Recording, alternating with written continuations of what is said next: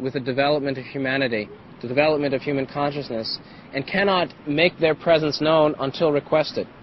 Benevolent extraterrestrials respond to a call, the call for service, the call for assistance. If the majority of humanity does not make a call, the benevolent extraterrestrials cannot help. The negative extraterrestrials, on the other hand, don't want to follow laws of free will, and actually they call themselves. And that's what the abduction phenomenon is about.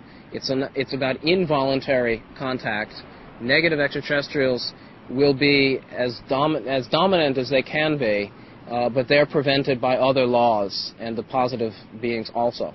What is the goal of the negative extraterrestrials? The goal of negative extraterrestrials, like the goal of any soul who is on a negative path, which is a path of service to self, serving oneself with dominance, control, and aggrandizing power, the goal of all those beings is conquest and greater control, greater power.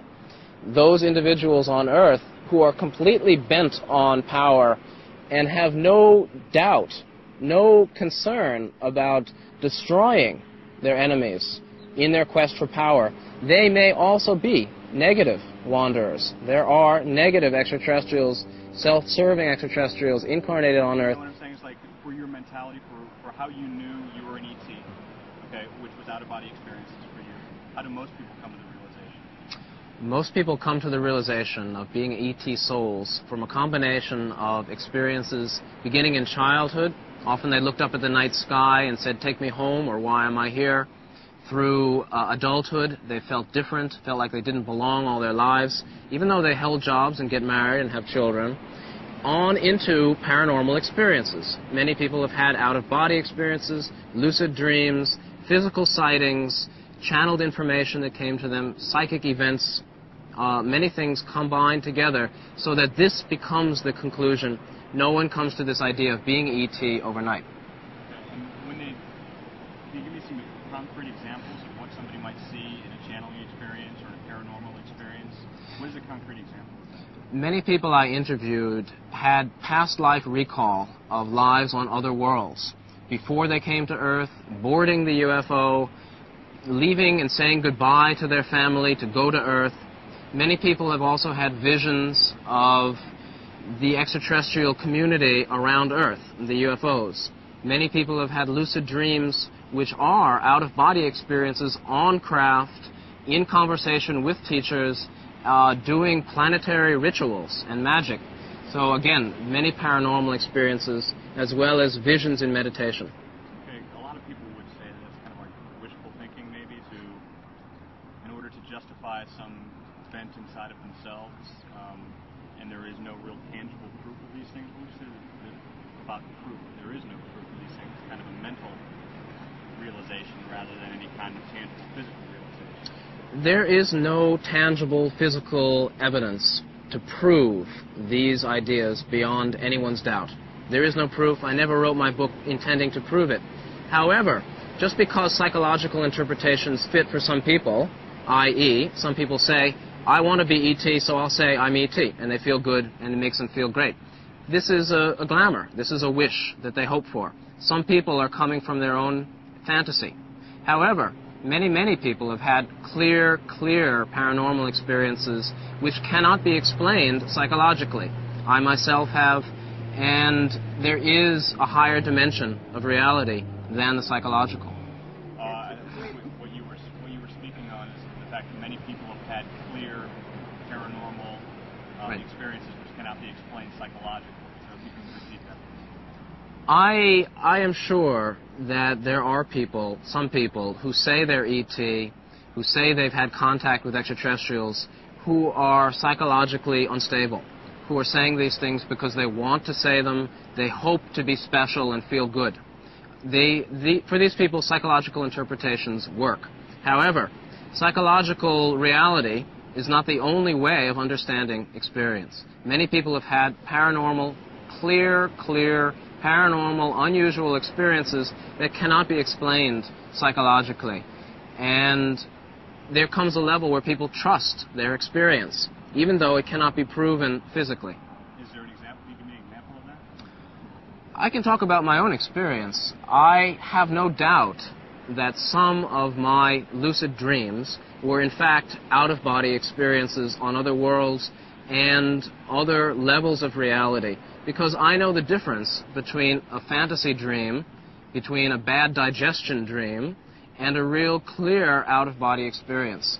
It has a different feeling, and it leaves an impression that one cannot forget. No, what if I just said you're crazy? Then how would you answer those people out there thinking? Some people will say, you're crazy, and that's okay, because I'm not trying to convince anybody. I'm speaking for those people who are curious and who have a knowing inside that our understanding of reality is deficient and partial and poor, and that there's a lot more going on in the universe and on Earth in spiritual terms than we're told by our leaders. So for people who say I'm crazy, I say, that's okay. If you believe that, go off and do something better. But there are many people who cannot dismiss these ideas so readily. And again, it comes to inner knowing.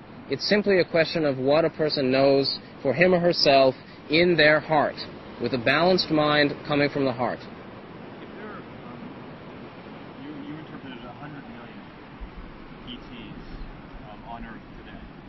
Are those all of the same race? The 100 million extraterrestrials on Earth represent a majority of whom are positive or benevolent beings coming from many galaxies, many ET civilizations, and many levels of awareness. Some of those souls are quite innocent. They're loving and kind, but they have very little wisdom, while other of those souls are profoundly developed beings with wisdom and love and a complete understanding of the universe, which they've developed, but they have yet to remember, or they're coming to that identity. What is their purpose? The purpose of all extraterrestrial wanderers on Earth who are benevolent, which is the majority, is to serve humanity. Service means bringing a little bit of kindness, compassion, love, and warmth, as well as helping people clarify their own growth, their own spiritual development. There are many wanderers who are simply baking cakes for the boys' Little League team and will never know that they're from the Sirian star system and that they're 2 billion years older than humanity. And it's not necessary for them to know it, but they are ETs. And they help the world by being a kind grandmother, or being a janitor, or being a teacher. Well, I would say that there are many of the children who are born today, and many of the children under the age of 20 are extraterrestrial souls. They're from planets that are not too far beyond Earth, not much older, but they're all coming from a place of love and kindness and innocence. These are not children who will start wars or maintain a competitive economic system where there's injustice. These are people who are here to develop the new civilization, who are the founders of the new age. And many of the extraterrestrials on the planet now will leave very shortly. The children today will assume leadership positions in the new age. And many parents can recognize that during pregnancy there was a very special feeling of a blessing or a grace. As the children grow up, they're different, they're unusual, they're special. Maybe they have special abilities. Certainly they're often intelligent, but they're very kind and they're very precocious. And many of these are ET souls. Okay. So Scott, let's talk a little bit about part of your role has been to help spread the word and to help people understand their experience and who they are. And you've developed kind of what would you, a test or a questionnaire to see whether or not you're an ET or extraterrestrial? And also, there's a lot of kids out there who are feeling this and may be aware of what you just said. How do they know this is the role that they're serving? How do I know? That's a clear question. 2 questions. So first, let's talk about the questionnaire, how you've begun to define for people how they will know if they're an ET. Okay. In my book, I have a questionnaire. There are 12 indications that are signs of being an extraterrestrial soul, including childhood experiences, including the sense of being different, including a certain kind of innocence and naivete, and paranormal experiences and interest in spirituality, UFOs, and worlds beyond.